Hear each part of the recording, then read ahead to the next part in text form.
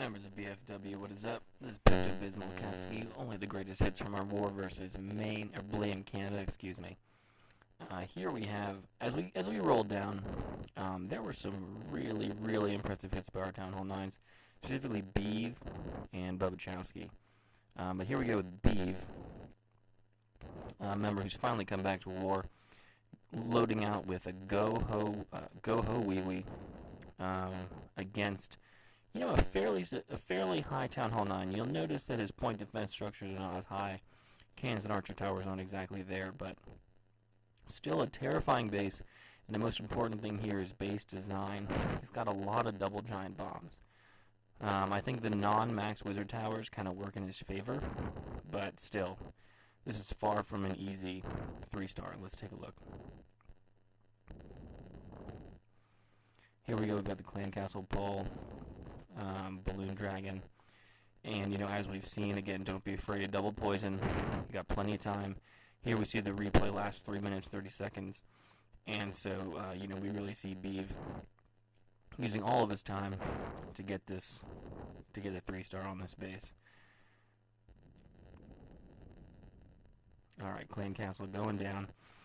Get ready, because beav goes no jump, and that's a pretty deep queen. But there's 2 walls in the way, and let me show you this pathing right here. So he drops double golem,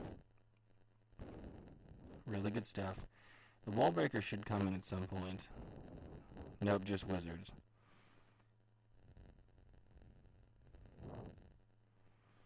Oh, I think the wall breakers got bursted down. Anyway, here comes the golem.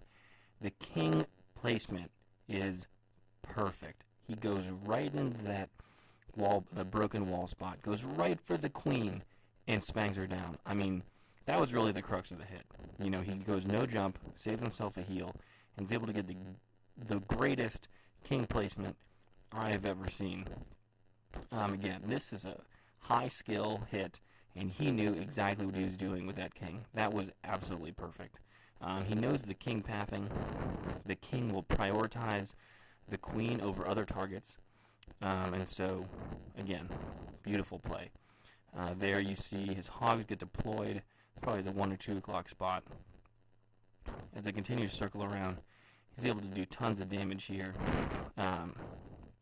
He's also got a lot of wizards on the outside, but the key thing is he's got so many heal spells for this fairly spread out base. And that's kind of the flip side to these spread out base designs.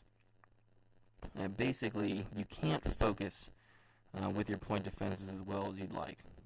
So, and here he starts to run out of hogs a little bit.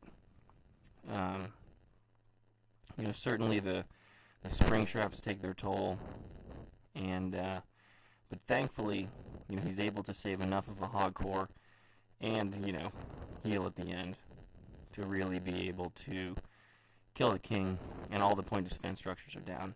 So again, a really nice hit, heals to spare.